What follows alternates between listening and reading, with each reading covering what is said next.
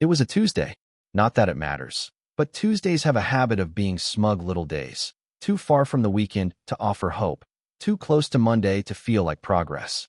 I was at home, nursing a lukewarm coffee and reviewing bills with the sort of enthusiasm you reserve for dental surgery. The doorbell rang. Not a knock. No, a proper ring, sharp and deliberate.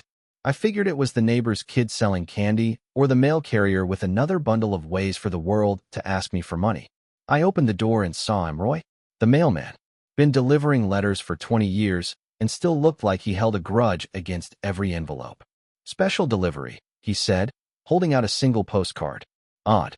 I hadn't sent myself a postcard recently. Thanks, I said, taking it. I was already half turning to close the door when Roy added, nice photo, by the way. That made me pause. I flipped the card over. It was her. Ashley, my wife, wearing that sun hat she never wore around me, sitting at the edge of a pool I'd never seen before, smiling like someone who didn't know what the word mortgage meant. No caption, just a name on the back in neat, looping handwriting. Vincent. I blinked. Not a cousin. Not a family friend. Not a, you remember him from that wedding, kind of name. Just Vincent. One word. Like he was some underground perfume line or a Bond villain. Now, I've seen a lot of things in my life. I've survived layoffs, food poisoning at a county fair, and Thanksgiving with her family. But nothing hits quite like seeing your wife in a postcard sent from a stranger, with her looking happier than she ever did with you. And there I stood, in sweatpants and betrayal, staring at a picture of my marriage waving back at me from what looked suspiciously like a resort in Belize. It didn't take long for the next piece to fall into place. I flipped the card again. The stamp was foreign, but the postmark was local. This wasn't sent from Belize. It was dropped in my mailbox. By hand.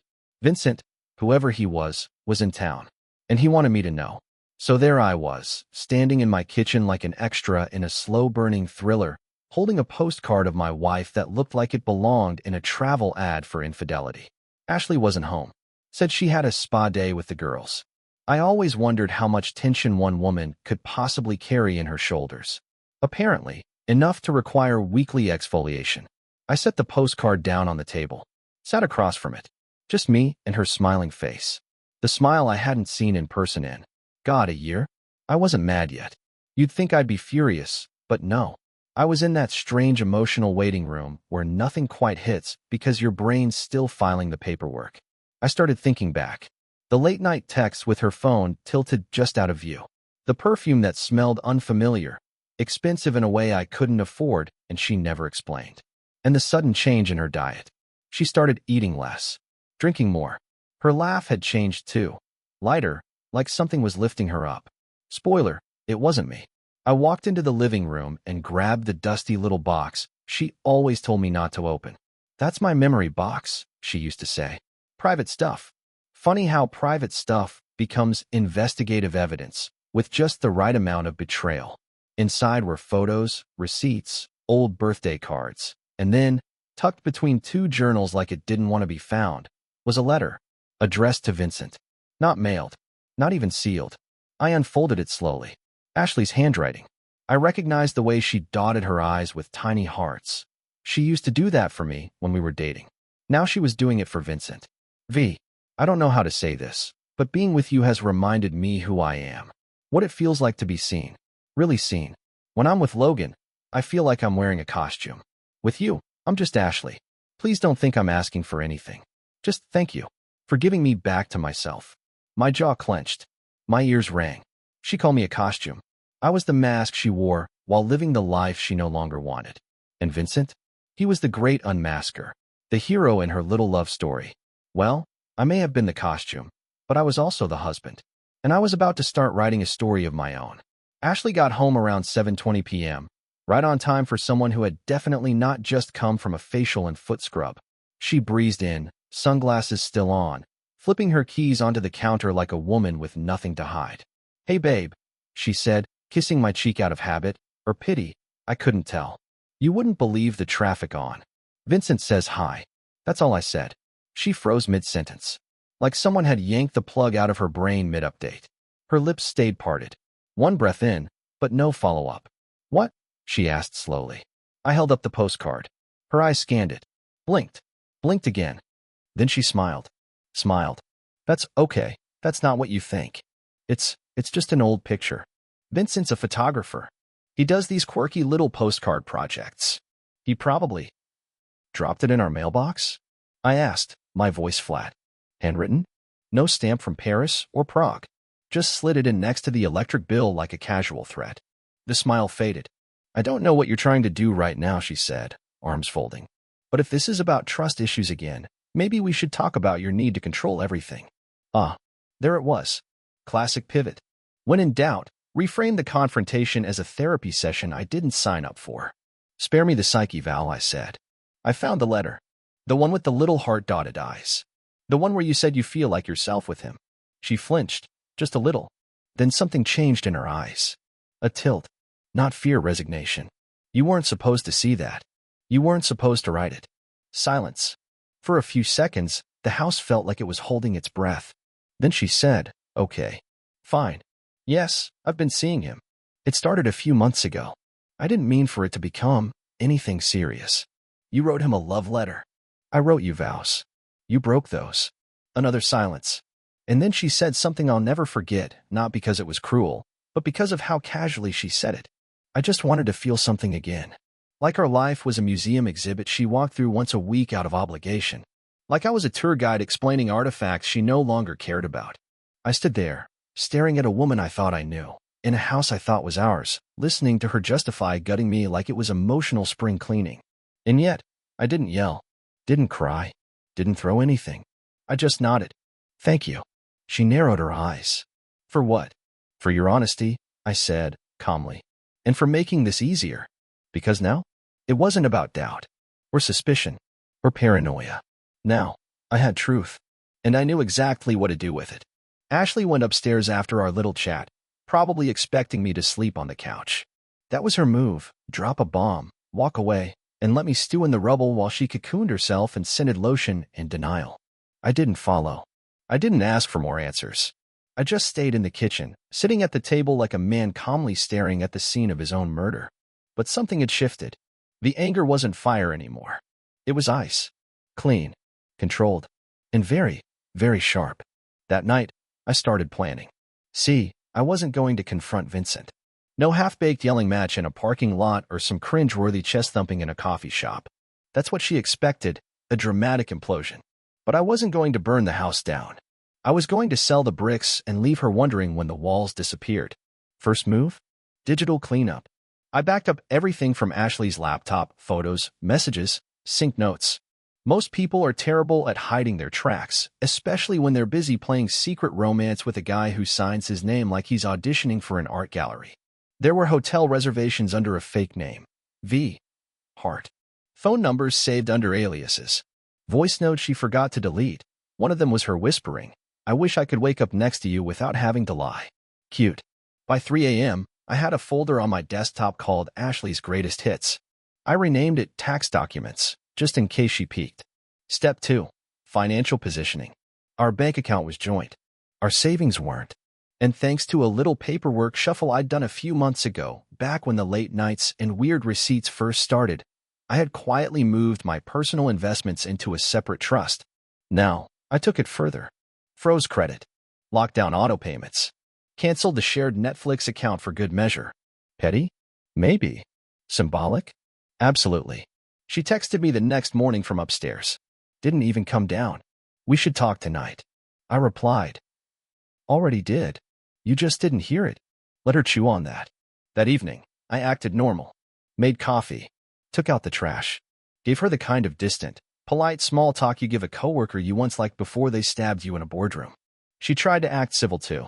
That awkward, overly nice tone that said, I need you not to explode because I still need you around for appearances until I figure out my next move. I gave her nothing. By Friday, I had a new email set up, a new phone number, and a new P.O. box. I also had a burner phone, because if a story ends with revenge, it always starts with a burner phone. Saturday morning, I left the house early, told Ashley I was meeting up with a friend. She didn't ask who. Why would she? In her mind, I was the furniture, reliable, bland, always where she left me. But I wasn't going to be in the same spot for much longer. I drove to a quiet coffee shop on the edge of town. Not my usual haunt. That was on purpose. A place where no one knew me. I brought a notebook and a pen, and I started sketching the outline. Not a divorce. A lesson. See, cheating doesn't just hurt. It erodes. You don't just lose a person, you lose the version of yourself you were with them. The man I'd been with Ashley was dead, but I wasn't mourning. I was strategizing. Back home, I started planting seeds. I told her one evening over dinner, I've been thinking of downsizing. Big houses feel empty when the energy shifts. She looked up from her salad, blinking. Are you saying you want to move? Eventually. Just thinking ahead. Space is about intention, right? She nodded slowly, unsure if this was about reconciliation or escape. I gave her nothing. Let her wonder. Over the next week, I became the perfect ghost. Present but detached. Polite but unreadable. She started reaching out more. Want to grab dinner Friday? I made extra if you're hungry. Can we talk? Like, really talk? That last one made me smile. But I didn't answer right away. Instead, I waited until she was out one evening at yoga, according to her calendar, and I went into her home office. She never thought I'd check the mail, but I did. And there it was. A second postcard. This time, Vincent wasn't poetic. He was territorial. Next month can't come fast enough. I've never felt this sure about anything. You and I, we deserve real. And at the bottom, a little drawn heart with an arrow through it. Amateur. But here's where it gets interesting. The postmark wasn't local this time. It was from Boston. I checked her calendar again. A wellness retreat scheduled for next month. For days. Yes, who lives in Boston? Now I had dates. I had destinations. I had motive. And she didn't even realize I knew. So I booked my own trip. Same dates. Different goal. Not to confront. Not to fight. To document. To prepare the final act in this lovely little play. Because if Ashley thought she was slipping out the back door of this marriage into Vincent's arms with a smile and a tan, she was about to learn. I don't get cheated on. I get even. Ashley was glowing. You'd think she won the lottery or found out she's 22 again. She floated around the house humming to herself, tossing clothes into her suitcase with the kind of joy reserved for honeymoons and secret double lives. For days in the Berkshires, she said, folding a silk blouse I'd never seen before. Spa, yoga, digital detox, it's exactly what I need. I smiled. Sounds peaceful. She leaned in and kissed my cheek. Habit, muscle memory, a reflex that had nothing to do with love and everything to do with routine. You'll be okay while I'm gone? I nodded. I'll manage. She didn't notice that I didn't ask when she'd be back. The day she left, I waited 20 minutes after her Uber pulled away. I didn't track her. I didn't need to. She was predictable now. Like a badly written TV villain who monologues all her plans before the third act. I had a flight booked an hour behind hers. Same arrival city. Different hotel. Her wellness retreat was at a boutique lodge called the Hollow Fern. Beautiful spot. Remote. Pricey. The kind of place that serves green juice with names like Awakened Pineapple and charges you extra to sleep under hemp sheets. Mine was a few miles away, at a no-frills business and with weak coffee, strong Wi-Fi, and zero frills. Which was perfect. I wasn't here to relax. I was here to watch. Day 1. She arrived around noon. I watched from a rental car park just far enough to blend in with the forest's edge. Vincent was already there. I recognized him instantly. He was tall, the kind of tall that makes you want to punch a mirror. Salt and pepper hair, button-down shirt too crisp for someone pretending to be rustic. He wore confidence like cologne, thick and choking. Ashley ran into his arms like a scene out of a Hallmark movie. Only this wasn't romance. It was theft. Of time. Of promises. Of me. They kissed. Long, deep. Like I'd never existed. I didn't flinch. I just snapped the photo. Over the next 2 days, I watched their little fantasy unfold. Morning hikes with matching water bottles. Lazy breakfasts on the patio. Her laughing too loud. Him reaching across the table like he was already shopping for rings. Each moment, I documented. Not for rage. Not for nostalgia. For proof. Because revenge without receipts is just a tantrum. But revenge with receipts? That's an art exhibit. I checked her messages remotely through her synced iCloud backup. She didn't think I remembered the login she once gave me when she wanted me to print vacation photos. She had a thread with him labeled, just us. Here's a gem. With you, I feel like I can finally breathe. Logan just exists. You bring me back to life. That one made me pause, not out of sadness. Out of fascination. Because it wasn't enough to cheat. She had to rewrite history. Turn me into wallpaper. But the thing about wallpaper? It knows all the cracks in the house. Day 3. I followed them into town. They were holding hands, his thumb gently tracing circles over hers. They had lunch at a little bistro that served oysters and hope. I waited until they ordered dessert. Then I stepped inside. Didn't make a scene. Didn't say a word. I just walked past their table, looked her right in the eyes, and smiled. A slow, deliberate, I see you kind of smile. Her fork stopped halfway to her mouth. She blinked like she was glitching. Vincent turned halfway, but I was already out the door. They didn't follow. That night, she called me. Hey, her voice was shaky. We need to talk. Sure, I said. How's the yoga? Logan, what are you doing here? I'm at home. I lied smoothly. Just fed the cat. Watching a movie. Why? Silence. She knew, but she didn't know what I knew. Day 4. I checked out early. I had what I came for: photos, texts, locations, timestamps, and a plan. Back home, I called her sister, her best friend, even her boss. Told them we'd be separating soon, that Ashley needed space, that she was finding herself. I wasn't cruel. I didn't blast her secret. I let them fill in the blanks. And fill they did. People talk. They whisper. They wonder. And they judge. I didn't need to destroy Ashley. I just needed to let her build the gallows herself.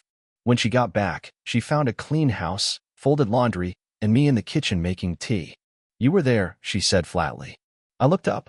Where? Her eyes narrowed. You know where. Must have been someone else. Handsome guy like me? Probably a doppelganger. Don't play dumb, Logan. I'm not playing. I sipped my tea. But I am planning. She backed up slightly. Planning what? I smiled. My next move. She didn't sleep that night. Not because I said anything threatening. No, I didn't raise my voice. Didn't even raise an eyebrow. It was the silence that did it. That quiet, steady calm that told her something was coming, and she wouldn't get a heads up. Ashley always did better with chaos. She could navigate noise. She knew how to spin tears, redirect anger, weaponize confusion. But when I sat across from her at breakfast the next morning, calmly slicing into my eggs, not saying a word, she cracked. So that's it, she snapped, arms folded tight. You're just going to pretend nothing happened? I looked up. You want to talk about it now? I think we have to. No, I said, dabbing my mouth with a napkin.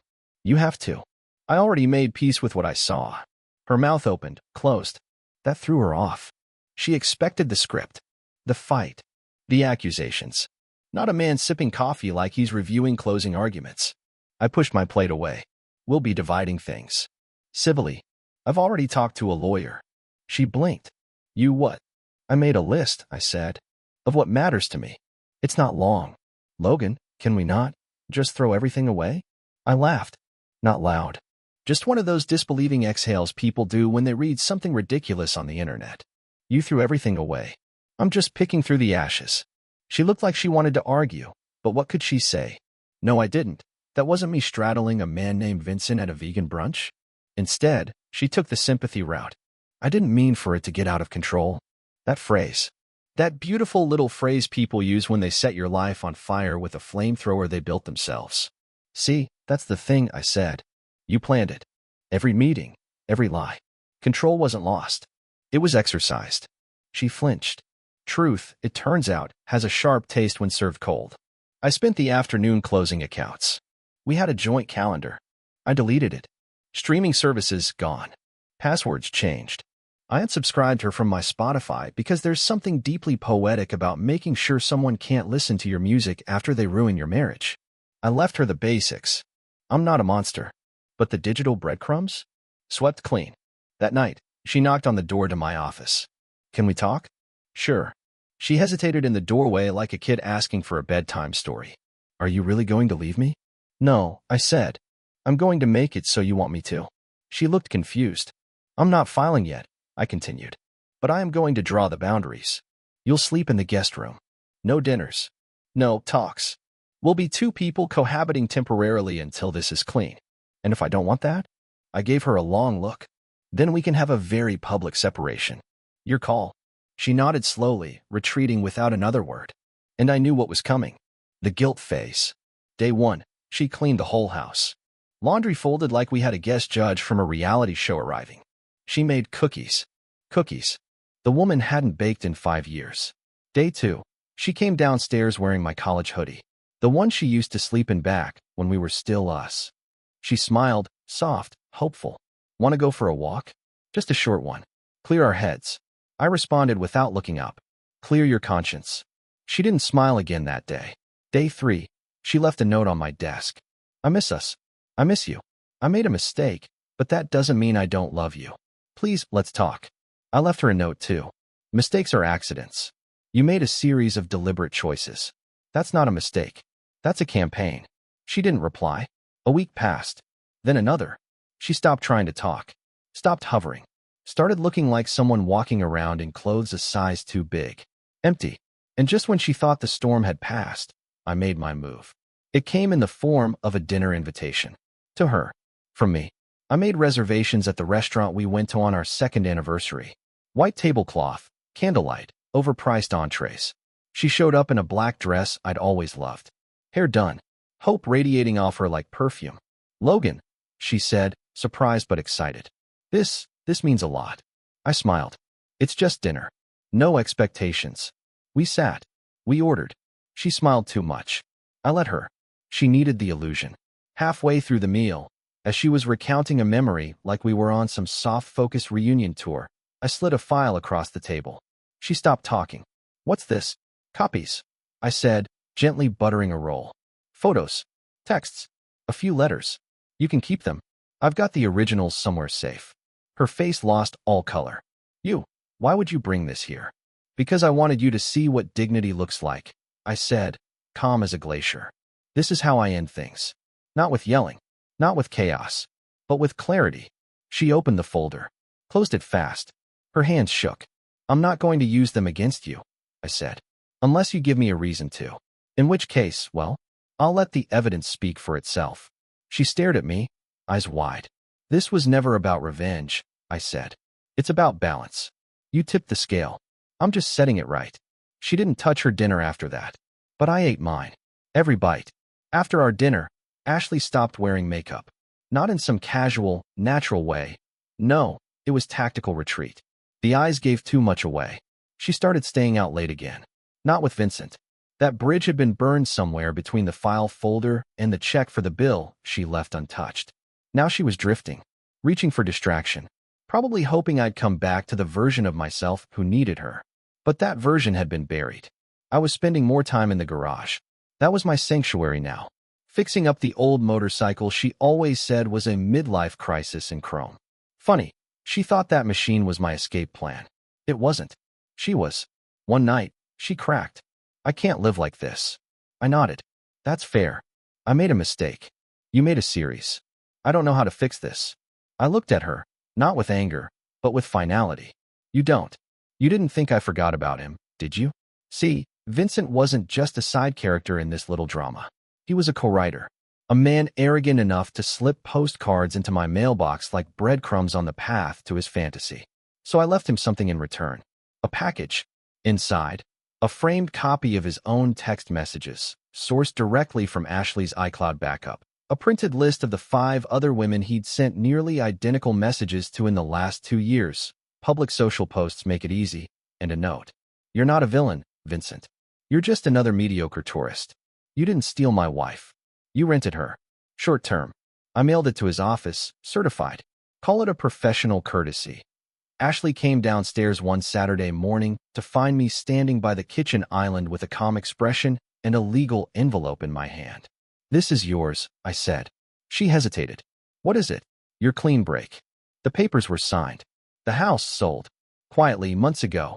I'd coordinated the sale through a friend's firm and moved the funds into a separate account under my name.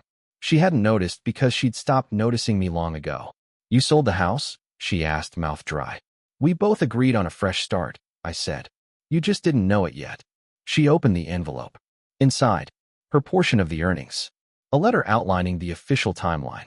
And one last photo. The postcard. The first one. But this time, I had altered it slightly. Below her smiling face at that hotel pool, I added a caption. Everything comes back around. Even the mail. We met one final time, at a bank lobby, to finalize the transfer. She wore all black. Like she was attending the funeral of our marriage. Or maybe just her version of it. I thought we'd grow old together, she said. We did, I replied, just not at the same speed. She signed the documents. I didn't say another word. We stood, and I offered a handshake. Not because I forgave her, but because I wanted the last memory she had of me to be that of a man she couldn't destroy. A man who didn't scream, didn't beg, didn't fall apart. Just one who saw the storm, built a roof, and walked away dry. She left town 2 months later. Word got around that Vincent didn't pick up her calls. Her friends kept their distance. As for me, I kept the bike, moved into a smaller place near the coast, built a little garden out back. The kind of life you don't appreciate until you've survived something that tried to rewrite you. And every now and then, when I check the mail and see some glossy travel postcard tucked between coupons and bills, I smile. Because some stories start with heartbreak, but the good ones end with peace, and a man who knew when to let go.